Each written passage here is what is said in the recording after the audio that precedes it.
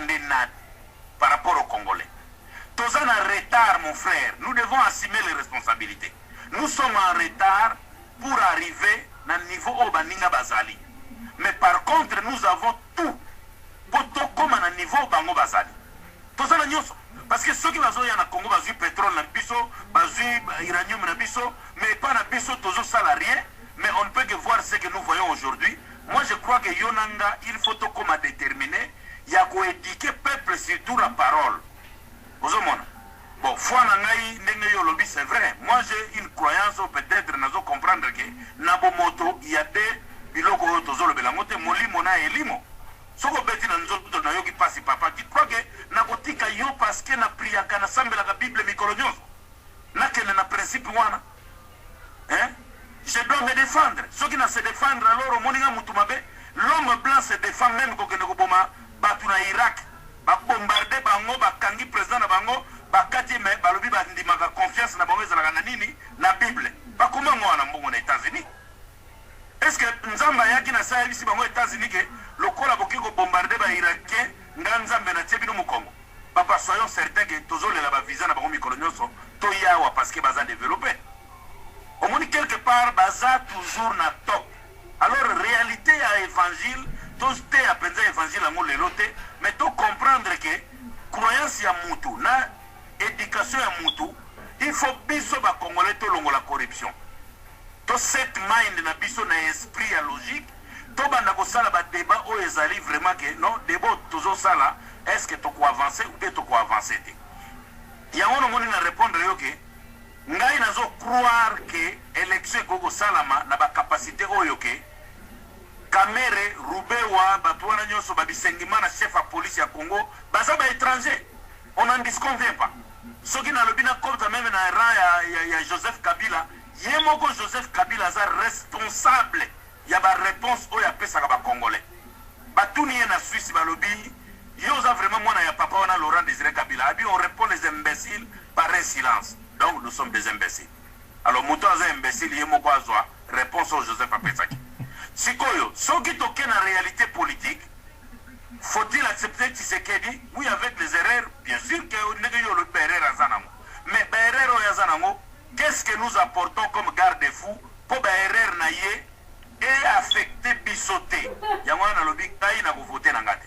Mais le quoi na voter te na ko kende na Congo pour na démontrer na peuple que bon votakate parce que ba pesibino t-shirt ou bien primus bon votakate parce que ba pesibino elamba olati lelo lobi ba koma ka bangando l'air bazoka ba poste. Nous avons vu ça.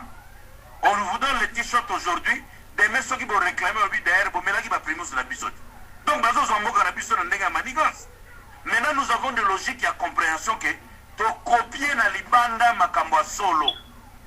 Ça veut dire on va faire les débats sans pour autant que to beta na makofi nene to sala na Congo. Tous en bongo te pour te satisfaire moto mususu. Je crois que réponse na ngeza qui vraiment claire mon frère. Je dirais que Congo na biso il faut to sala masolo na ngo biso moko. Il faut pas attendre la commission internationale. Oh non, c'est lobby nini. Qu'est-ce que la CIA a à voir avec les problèmes ya mabele à Congo? Pour nini toujours permettre bango. Est-ce que biso to yaka ko kata makamba ba Belgique tango bazanga na ba problème na parlement? Tango bazo ko akotsa ba premier ministre de la Belgique. Bazanga besoin de conseil à Congolais. Mais nous avons des gens qui ont étudié. Les maîtres Nkema et consorts, Bazalaga non. Est-ce que va utiliser un biso pour topper ça un conseil?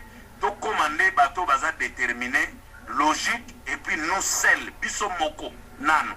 Yonanga tozo solo la boye sans pour autant que na bambo libanga na lobby likambu yo a poussé argument, n'a pas poussé argument nangai et ben to ko na résultat final. Mais ce qui est comme fingana, je crois que vous avez fait un débat, mais vous avez débordé dans le débat pour dire que vous avez fait un débat vraiment pêle-mêle. Nous avons aussi fait un jugement à propos de pour se répondre. Mais si on solo là, selon logique, faut-il suivre l'exemple des autres? Oui. Mais exemple autre, moi, ils exemple nini. Merci beaucoup. Natonio Botoni mingi wana tozokende mwa muke na suka tokotia mwanzembo muke pona contrat na biso pe totia mwa publicité moko pona kokende na goipesi yamba batumi bale pe kosukisa émission na biso.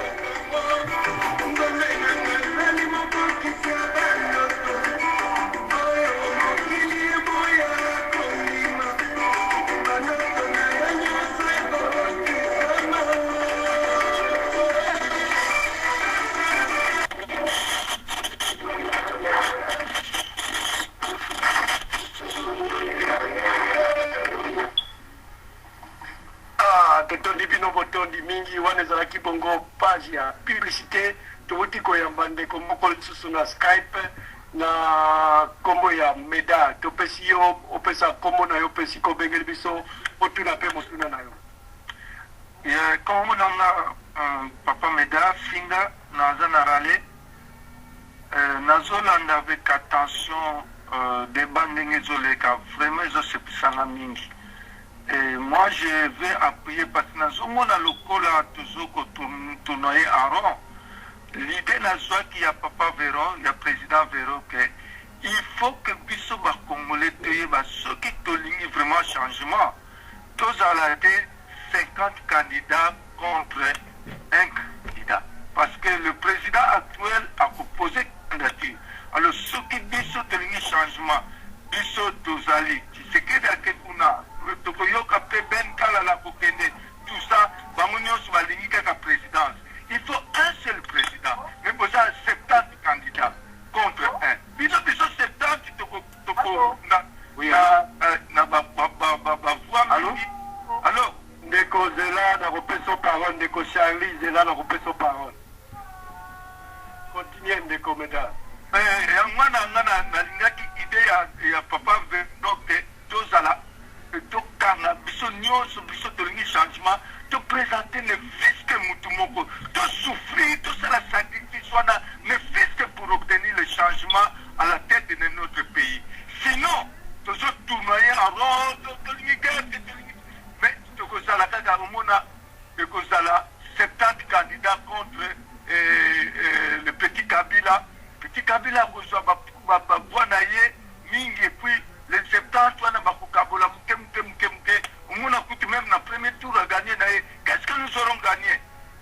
Qu'est-ce que nous aurons gagné? Moi je pense, j'appuie le président Véro que tout ça là, tout vraiment ma candidat a tani balé par tout ça la sacrifice.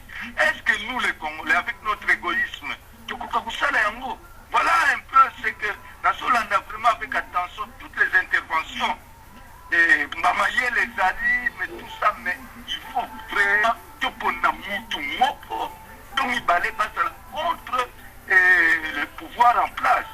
Comme ça, je pense que nous allons réussir un changement. Sinon, nous ne faisons rien. Mais voilà l'intervention d'Angaï.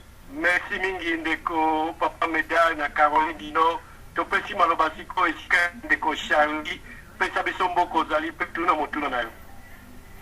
Merci mingi papa na malobo pesinga merci mingi na nyonso bala la conférence merci mingi na oye déjà na sila yebi na aussi radio d'amour le boîte de ma flemme radio des Kaibimi na yoki ndeko na Véron Papa Véron président azako lo makambo moko vraiment et touchenga yango sengi ki to ko kota na thème parce que balanda ba esika oyo batu ya malonga bazolo makambo ya solo makambo ya malamu nde esika oyo bantu bayaka pe po bapesa bavwa na bango.